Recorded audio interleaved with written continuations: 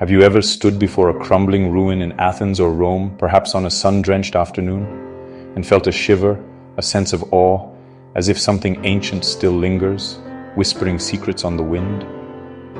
A feeling that you're not alone, that echoes of the past are all around. It's a curious question, a question that has haunted philosophers and historians for centuries. Do the gods of Greece and Rome, those powerful figures of myth and legend, Zeus, the king of the gods, wielder of lightning, Athena, goddess of wisdom and strategic warfare, Apollo, god of music, poetry, light and healing, still command belief, still hold sway over the hearts and minds of people today? Most assume these deities faded with the empires, relegated to the history books, now just stories and statues, relics of a bygone era, admired by tourists and studied by scholars. But that's not the whole truth. There's more to the story than meets the eye. Today, a growing number of people from all walks of life are reviving these ancient faiths, breathing new life into traditions thought long lost, not as fantasy or historical reenactment, but as a living, breathing spiritual path, a source of meaning and connection in the modern world. This isn't just an academic curiosity. It's not confined to dusty libraries and scholarly debates. It's a movement that challenges how we think about belief and meaning, about the nature of divinity and our place in the cosmos. The resurgence of Hellenic, the traditions and values of ancient Greece and Roman polytheism, the worship of multiple gods and goddesses, often called Hellenism, a modern revival of ancient Greek religious practices, or Religio Romana, the contemporary continuation of ancient Roman religious traditions, reveals a yearning for connection, a deep-seated desire to connect with something larger than ourselves, and a desire to reclaim a lost heritage, to find meaning and identity in the wisdom and traditions of the past. So, let's journey from the ancient world to the present, across millennia of history and culture, meeting those who look to Olympus, to the sacred mountain of the gods, not just for inspiration or a sense of wonder, but for divinity, for a direct connection to the divine. Empires may fall, their power and glory fading into the mists of time, and temples may crumble, their stones weathered by centuries of wind and rain. But the gods, it seems, their stories and their influence have a stubborn sort of immortality, enduring through the ages, waiting to be rediscovered. In the ancient world, the Greek and Roman gods were not distant figures, but rather, they were intimately woven into every aspect of daily life, from the success of crops to the outcomes of battles, the safety of voyages across treacherous seas, and even the dynamics within the family household. Their influence was perceived everywhere. Religion was a very public and communal affair, deeply ingrained in the social fabric. Grand festivals and magnificent temples like the Parthenon in Athens and the Pantheon in Rome served as both spiritual sanctuaries and vital civic centers, places where the community gathered and celebrated their shared beliefs and values. Worship was a practical matter. Mortals offered heartfelt prayers and valuable sacrifices to the gods, hoping for divine protection from harm and the promise of prosperity and good fortune in return for their devotion. Oracles, such as the famed Oracle of Delphi, held immense power and shaped the course of history, and the presence of the divine felt incredibly close at hand, a tangible force in the world. But as Christianity began its ascent, the old gods with their complex pantheon found themselves facing a new exclusive faith that demanded sole allegiance. With Emperor Constantine's pivotal conversion to Christianity and the subsequent edicts issued by Theodosius, solidifying Christianity's dominance, the practice of pagan worship was officially outlawed throughout the Roman Empire. Temples were systematically closed, their doors sealed shut, and even the revered Olympic Games, a celebration of athleticism and religious devotion, were banned, marking a significant cultural shift. The gods' remaining followers faced persecution for their beliefs, their ancient practices driven underground, forced to be practiced in secret, or subtly disguised within emerging folk traditions and customs. And so, for over a millennium, the Olympians entered a long sleep, their active worship fading from memory. However, their stories were carefully preserved through myth, immortalized in art, and retold through generations, but they were no longer a living, breathing faith for the vast majority. Yet, even in their silence, in the quiet stillness of forgotten temples, their profound presence lingered, subtly influencing the very foundations upon which Western civilization was built. The gods waited patiently, their statues weathered by time, their legacy lying dormant, perhaps, but certainly not entirely forgotten, ready to be rediscovered.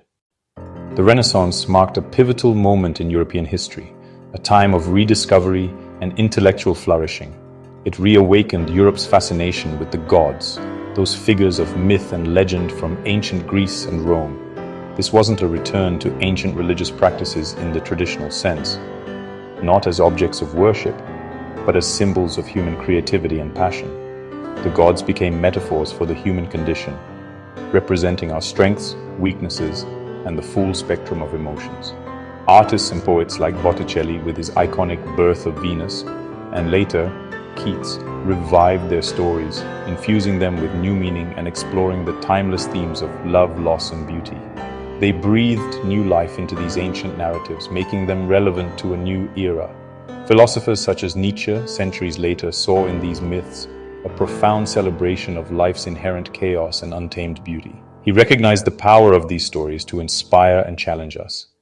By the 20th century, a broader interest in ancient spirituality began to take root and grew, with individuals and groups actively seeking to reconstruct lost rituals, understand forgotten beliefs, and reconnect with the wisdom of the past.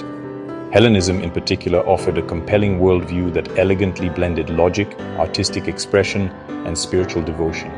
This synthesis proved to be surprisingly modern in its appeal, resonating with those seeking a more holistic and integrated approach to life. Small groups and solitary seekers, driven by a thirst for knowledge and connection, began piecing together ancient practices, meticulously gathering fragments from literature, archaeological findings, and historical accounts. For them, the gods became something far more profound than mere myth or legend. They were living archetypes, powerful symbols of the human psyche, and for some, they were even perceived as conscious beings, entities with their own distinct personalities and energies. The long sleep was ending. The gods were being welcomed back, not just into intellectual discourse, but into the human heart, as sources of inspiration, guidance, and connection. In Greece, groups like the Supreme Council of Ethnikoi Hellenes, YCE, lead the revival, holding rituals at ancient sites and celebrating traditional festivals, their aim to restore the pre-Christian faith of their ancestors. In Italy, practitioners of Religio Romana focus on reviving Roman virtues and household rituals, honoring gods like Jupiter and Mars. These movements meticulously research history to create authentic ceremonies.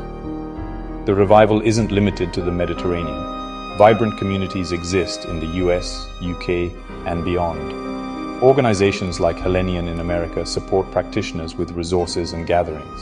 Modern worship blends ancient tradition with contemporary life.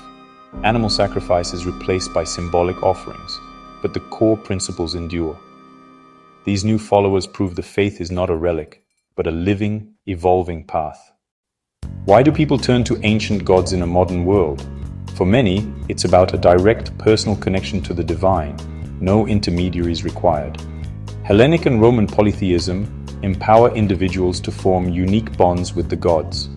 For some, it's a way to reclaim cultural identity or embrace the philosophies of Plato and Aristotle, where reason and spirituality coexist. Others are drawn by the gods' humanity. Flawed, passionate, and relatable, they reflect the complexity of life. This faith rejects the strict dichotomy between faith and intellect. Nature is central. These gods are immanent, present in the world around us. In an age of ecological crisis, seeing the divine in nature offers a powerful, re-enchanted worldview.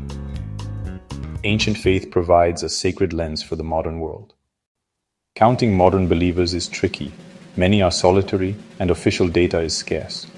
In Greece, there are thousands of practitioners with YC at the forefront and growing influence. Legal recognition in 2017 gave the movement new legitimacy. In the US, tens of thousands identify as Hellenic or Roman polytheists, supported by groups like Hellenium and Nova Roma. The internet has united scattered believers, creating a global community. Worldwide, estimates range from 10,000 to 100,000 followers. A remarkable revival from near extinction. This grassroots movement grows not by proselytizing, but by personal resonance with the ancient gods. For some, the gods are living deities, deserving of worship and devotion. For many more, they endure as powerful archetypes and cultural icons, shaping art, literature, and even pop culture, from movies to video games. The study of classics and the arts keeps their stories alive, while psychologists see them as timeless symbols of the human psyche. The gods are a shared language, helping us explore our own nature and the world.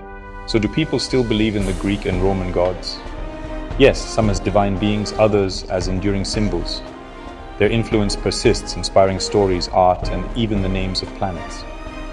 The Olympians have survived suppression and neglect, proving their resilience. Their whispers still echo from Olympus, waiting for those willing to listen.